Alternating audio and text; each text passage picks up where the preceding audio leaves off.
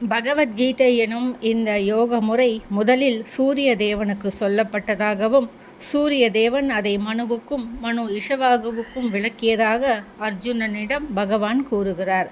இவ்விதமாக ஒருவர் பின் ஒருவராக சீட பரம்பரையில் இந்த யோக முறை வந்து கொண்டிருந்தது.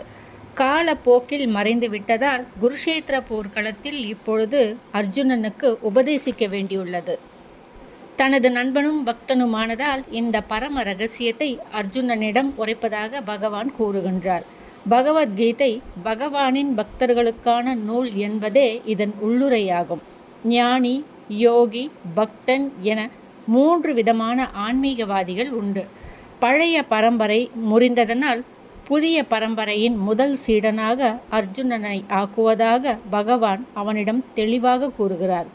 எனவே சூரிய தேவனிலிருந்து தொடங்கி மற்றவர்கள் வழியாக தொடர்ந்து கீழிறங்கி வந்து கொண்டிருந்த பரம்பரையின் அதே சிந்தனையில் மற்றொரு பரம்பரையை நிறுவ வேண்டும் என்பதும், அர்ஜுனனால் தனது உபதேசங்கள் புதிதாக மீண்டும் வழங்கப்பட வேண்டும் என்பதும் பகவானின் விருப்பம். அர்ஜுனன் பகவத்கீதையை அறிந்துணர்வதற்கான அதிகாரம் பொருந்தியவனாக வேண்டும் என்று அவர் விரும்பினார்.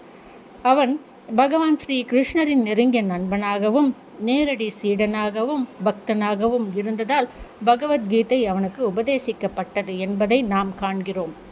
எனவே அர்ஜுனனுக்கு சமமான தகுதிகள் இருக்கும் ஒருவரே பகவத்கீதையை நன்றாக அறிய முடியும். அதாவது பகவானிடம் நேரடி உறவு கொண்ட பக்தராக அவர் இருக்க வேண்டும். ஒருவர் பகவானுடைய பக்தராக மாறியவுடன் அவரும் பகவானுடன் நேரடி தொடர்புடையவராகிறார்.